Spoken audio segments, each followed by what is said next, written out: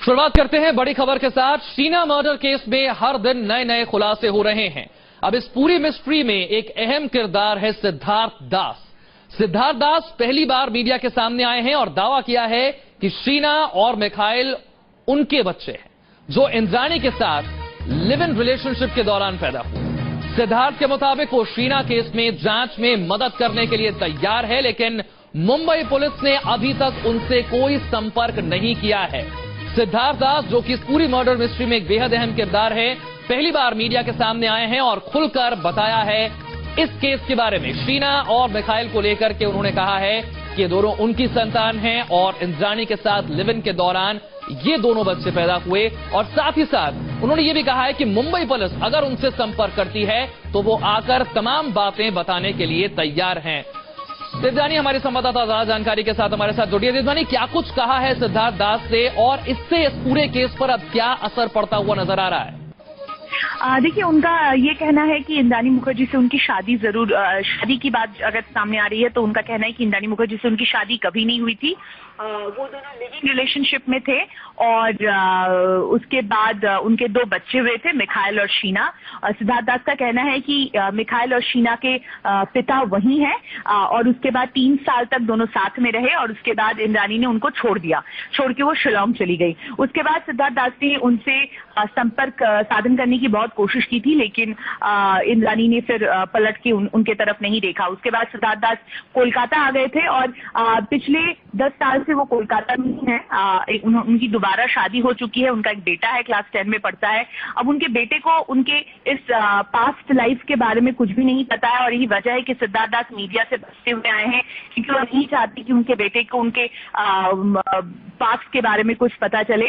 और सिद्धार्थ दास का ये भी कहना है कि उनके लिए बहुत शॉकिंग न्यूज है शीना के मौत की खबर सुनना, क्योंकि उनका ये भी कहना है कि वो मेरी बेटी थी, तो उन्हें एक सदमा पहुंचा है। लेकिन फिलहाल पुलिस की तरफ से, मुंबई पुलिस की तरफ से उन्हें कोई कांटेक्ट नहीं किया गया है अब तक। अगर मुंबई पुलिस उनसे किसी भी तरह की मदद मांगती है इस केस के लिए तो वो इसके लिए तैयार हैं।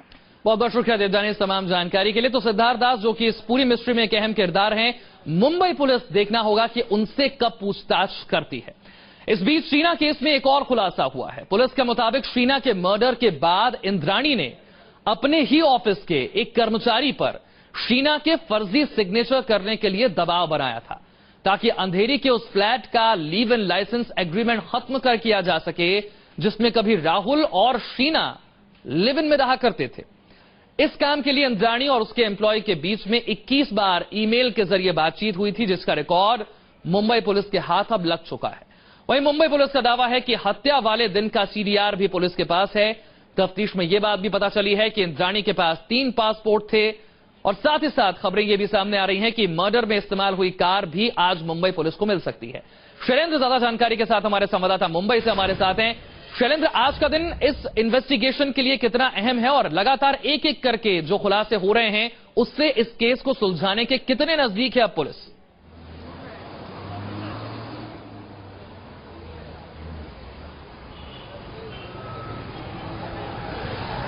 सबसे पहले तो समझना होगा कि ये अपने आप में एक ऐसा अनूठा मामला है कि जिसमें खुद Mumbai police commissioner Rakesh Maria day to day investigation में इन्वॉल्व हो रहे हैं। हर रोज खार पुलिस स्टेशन पहुंचकर वो तकरीबन 4 से 5 घंटे जो है वो गुजार रहे हैं और यहाँ पर जो इन्वेस्टिगेशन टीम है उस टीम में मैं आपको बता दूं कि राकेश मारिया के साथ साथ जो ज्वाइंट कमिश्नर, एडिशनल कमिश्नर और डीसीपी तक के जो ऑफिसर हैं वो इसमें शामिल है, जो साफ करता है कि आखिर कितना महत्वपूर्ण है मुंबई पुलिस के लिए ये केस।